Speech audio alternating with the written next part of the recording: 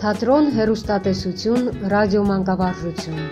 Ահա այն քարոզիները, որոնցով կես դար շարունակ քայլել եւ գործել է Հայաստանի Հանրապետության արվեստի վաստակավոր գործիչ, ռեժիսոր, պրոֆեսոր Կիմ Արզումանյանը։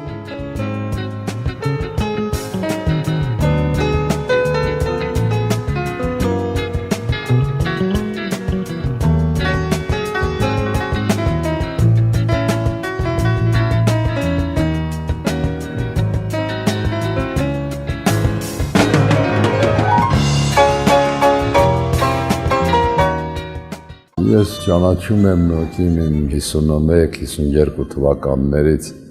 երբ որ ընդունվեց Սունդուկյանի թատրոն, ինքը արդեն Սունդուկյանի թատրոնում էր եւ ապշեցնում էր այն ժամանակ մեր երիտասարդ տարիներին զարմանալի ներքին ազնվականությամբ, արիստոկրատիզմով։ Կիմը բարձր, ճշմարիտ, ինտելիգենտ էր։ Այդ տեսակ մարդիկ պակասում են մեր աշխարհից։ Կիմի ներկայությամբ հնարավոր չէր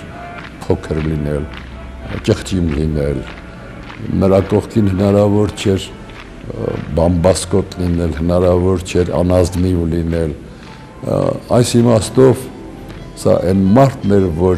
ճշտում էր մարդուն եւ միշտ էլ մտածում էր, որ եթե ինքը այսքան բարձր է,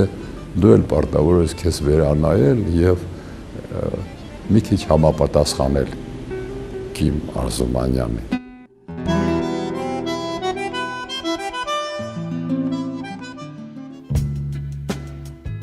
1956 թվականին, երբ Հայաստանում հիմնադրվեց հեռուստատեսությունը, Կիմ Արզումանյանը դարձավ էկրանի ռեժիսուրայի հիմնադիրներից մեկը։ Լինելով դրամատիկական հաղորդումների խմբագրության գլխավոր ռեժիսոր, նա բեղմնավոր գործունեություն ծավալեց։ Բեմադրեց շուրջ 6 տասնյակ հեռուստաներկայացում, որոնց թվում են Թոթովենցի արաբական բալլադը, Դյուրենմատի ֆիզիկոսները, Բուկովչյանի Լուիջիի սիրտը, Օտյանի միջնորդ էր պապան։ Հիմա քուրուգոս ինձ մտիկրե։ Զարուգին նորեն կնշանեք։ Հա, անանք խոսքը կա։ Իմացածս անեկի at Էդվարդը ցեզի փեսա ըլլալու արժանի մեկը չէ։ Ինչու կա։ Գաբրիել Էֆենդիենք շատ մեծ կովասանքով խոսեցան իր մասին։ Ինչ գիտեմ։ Եգիպտոս անցած կյանքի վրա տեղեկություն ունի։ Ինչ տեղեկություն։ At Էդվարդը Եգիպտոսի մեջը իտալացի սիրուհի ունի եղել։ Հա, թունդ խաղամոլ է եղել, խումարքած է եղել։ Հա, շատ պիս։ Քեշ վանդության մանադեր է եղել։ Ոման ինչ կսես կա։ Ագանչուտ կաշը չվարած։ Ման պատրաստում էինք միջնորդ տեր բաբան, այդ ընթացքին այդ ժամանակ ես ուզում էի ունենալ մի գեղեցիկ մուշտակի վերարգու։ Մուշտակի վերարգու դու լսել էիր այդ մասին, մի օր մոտեցար, Կիմը մոտեցավ, թե դու ուզում ես մուշտակի վերարգու ունենալ, ասի, այո, բայց դե գիտես դերասաններ երբ են լավ ապրել, ասիր դու կունենաս այդ վերարգուն, ասի ոնց Կիմ, ասեց քո գործը չի, ասեց, դու լավ խաղա, դու դերդ լավ խաղա վերարգուն կունենաս։ Ուրեմն առաջի 3 մասից էր, առաջի մասը խաղալուց հետո դու մոտեցար եւ ասիր, այսօր դու թևերդ վաստակեցիր։ Երկրորդ մասից հետո մոտեցար ասիր, այսօր դու թիգունքդ վաստակեցիր Վարդուհի։ Երրորդ մասից հետո էլ ասիր, շնորհավորում եմ քո նոր վերարգուն։ Ասի Կիմ, ոնց թե նոր վերարգու։ Ասի ես այդքան փող ունեմ, ասեցիր քո գործը չէ, ես դուրս եմ գրել այդ փողը։ Հետո էլ ասացիր, բայց ասիր այդպես էժանագին բան չառնես, կգնաս Մոսկվա եւ ամենաընդիր վերարգուն կառնես քեզ համար, մուշտակը կառնես։ Կիմ ջան, ես այդ մուշտակը մինչեւ հիմա հագնում եմ եւ միշտ քեզ եմ հիշում։ Նաեւ հիշում եմ քո բարությունը։ Ես սա պատմեցի, որպեսզի մարդիկ իմանան, որ քեզ համար դերասան անցողիկ մի անց չէ, որ գալիս խաղում է քո բեմադրության մեջ, այլ իմանան, որ դու հետաքրքրվում ես դերասանի կյանքով, դու ուզում ես, որ դերասանը լավ ապրի, քո ձեռքից եկածը անում ես դերասանի համար, եւ դրա համար շնորհակալ եմ։ Կիմ Արզումանյանի կենսագրության վարեջն է կազմում Սայաթնովա հեռուստատեսային գեղարվեստական կինոնկարը։ Հեռուստատեսային սուղ միջոցներով դժվարին պայմաններում ռեժիսորը ստեղծեց մի այնպիսի մեծարժեք կտավ, որը շուրջ 60 տարի իր պատվավոր տեղն է գրավում հայկական էկրանի ոսկե ֆոնդում։ Դու հաղթեցիր։ Չէ, վարպետ։ Իշ չէ թե սազի համամեջ լիս մտա, այլ միր քաղքի ու իմ վարպետի պատվի համա։ Աշալլահ։ Արութի, որդիս, այսօրվանից դու ոչ թե սովորական աշուղիս, այլ Սայաթնովա, երկի արքա։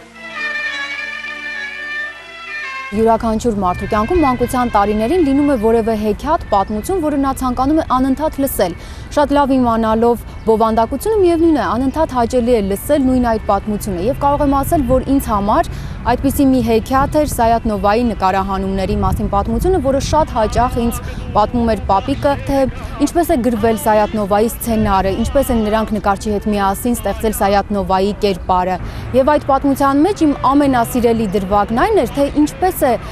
նրանց հաջողվել այդ մեծ դերասանախումբը, այդ տեխնիկան, այդ մասսայական տեսարանները տեղավորել մի փոքրիկ տաղավարում, ընդամենը 60 քառակուսի մետր, որը պապիկը կատակով անվանում էր Լուցկուտու։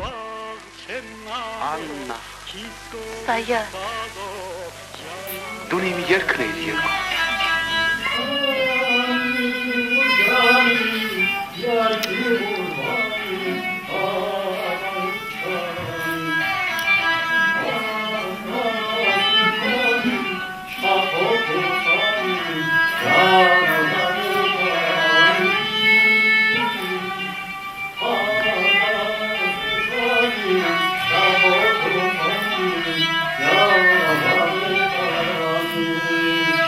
Սա ինքանաչափ է, որ նկարվել է ֆիլմում։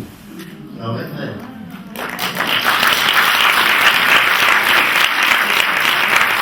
Մենք ասում ենք, որ Կիմ Արզումանյանը ահավոր կազմակերպած, վախենալու ասիկա կազմակերպած մարդ էր։ Ոչ մի գերմանացի հետը չէր կարող ունեցել։ Ամեն ինչը չափակ ձևա, ամեն ինչը։ Կիմ Գուրգենիչը կարող էր երբևէ որևէ փորձից ուշանալ։ Իսկ մենք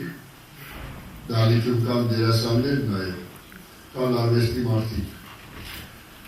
Կիմ Գուրգենիչը կարող էր հանդուրժել մի դերասանի, որ դերը չգիտի փորձի ժամանակ։ Տեսեք ինչքան բան կա, որ մենք միայն խոսքով, երբեմն նույնիսկ պաթոսով խոսում ենք այդ մասին, բայց ինքներս հեռու ենք։ Կիմ Գուրգենիչը կարող էր որևէ մեկի նկատմամբ անտարբեր լինել, չէր կարող։ Ես այն ամենի համար, ինչ կարող եմ այսօր անել, շնորհակալ եմ Կիմ Գուրգենիչին, ամեն բանի համար, ինչ կարող եմ և նաև այն բաների համար, ինչ չեմ կարող անել, էլի շնորհակալ եմ Կիմ Գուրգենիչին, ինչու որովհետև ինձ սովորեցրել են, իմ թերությունն է, ես գուցե այդպես չկարողացա այդ բաներն անել։ Իսկապես հայր է եղել մեզ համար, մենք սիրելի կուրս ենք եղել, իմ համակուրսեցիներն էստեղ են, պիտի վստահեն, մենք սիրելի կուրս ենք եղել, չնայած մեզանից առաջվա կուրսերի մասին միշտ ջերմորեն է խոսել մեր ուսուցիչը և միշտ հպարտացել է իր կադրերով, իր երեխաներով, հատկապես պիտի ասեն, որ նրա աղջիկները միշտ շատ գեղեցիկ և տաղանդավոր են եղել, թողներեն ինձ բոլոր նրա տղաները։ Սունդուկյանի անվան ազգային ակադեմիական թատրոնում Կիմ Գուրգենիչի հոգին ցավառնում է մշտապես, որովհետև քանի դեռ այդ թատրոնում խոսում են մադամ Սանժերի մասին, քանի դեռ այդ թատրոնում պատմում են բոլոր այն հումորները, որն արել է Կիմ Գուրգենիչը, կհիշեմ ձեզ։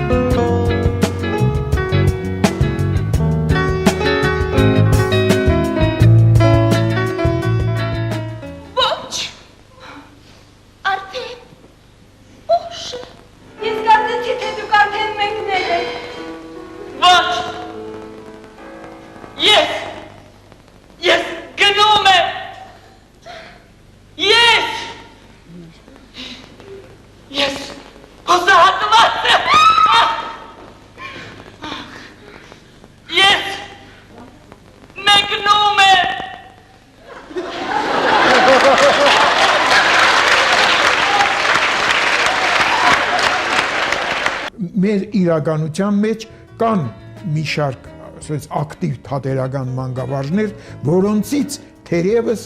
ամենաակտիվը, ամենահետաքրքիրը, ամենաբեղմնավորը եղել է Կիմ Արզումանյանը։ Դրա վկայությունն այն է, որ այսօր հանրապետության թատրոններում, բոլոր թատրոններում աշխատում են Կիմ Արզումանյանի նախկին սաները։